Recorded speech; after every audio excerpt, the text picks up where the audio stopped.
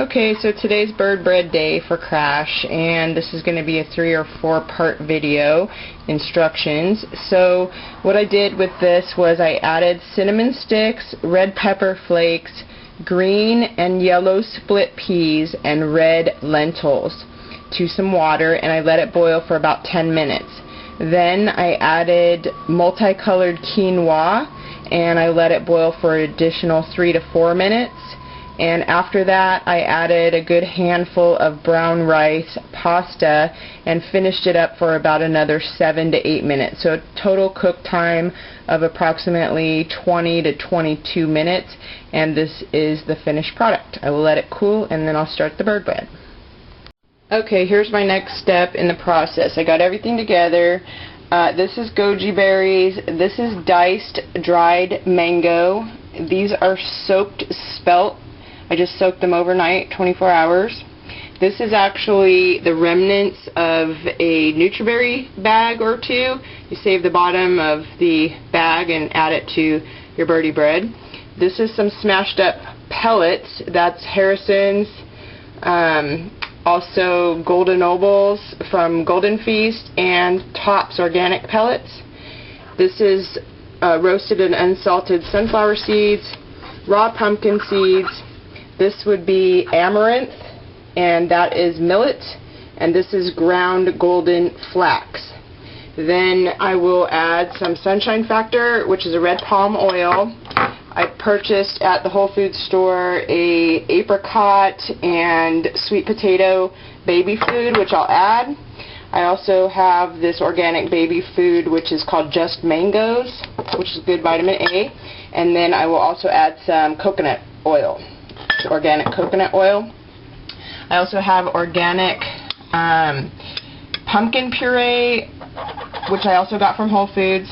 Then I have diced up cooked sweet potatoes. This is from Trader Joe's. It's their organic broccoli slaw, which includes carrots, so I just diced that up. Then I have some Lo Siento or Dino kale, chopped really fine, and as well as purple or red kale too.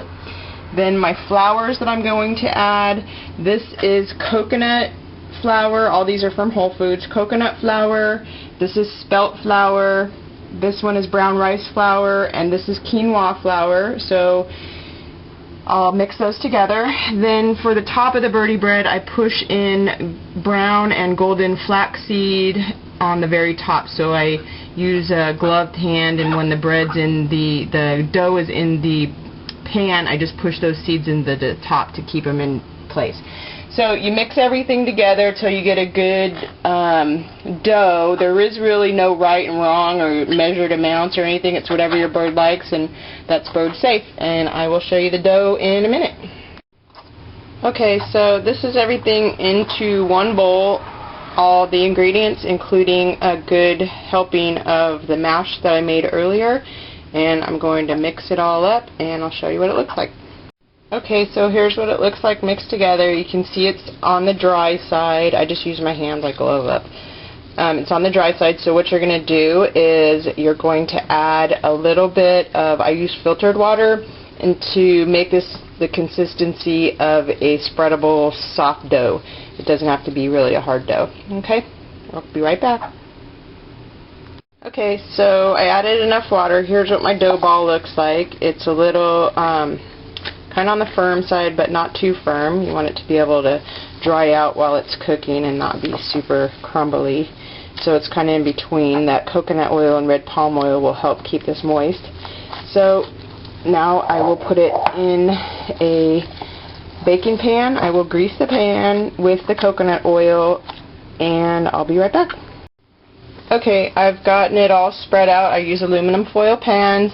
I set the oven to 375 degrees, and I'll bake this for about 25 minutes or so. If you use glass pans, reduce the temperature by about 25 degrees, but probably still bake around the same time.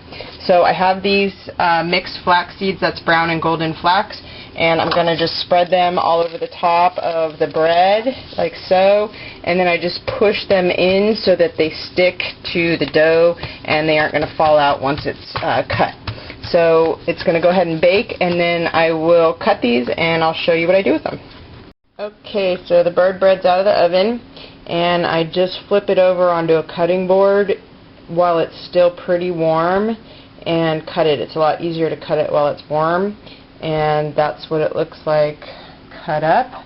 I cut it into small pieces, and I will let it cool completely, and then I will leave some out in the refrigerator for Crash to eat now, and the rest of it I will put in a seal meal in separate little baggies and seal, I don't know, about 8 or 10 pieces to use as we run out. I hope it works out for you.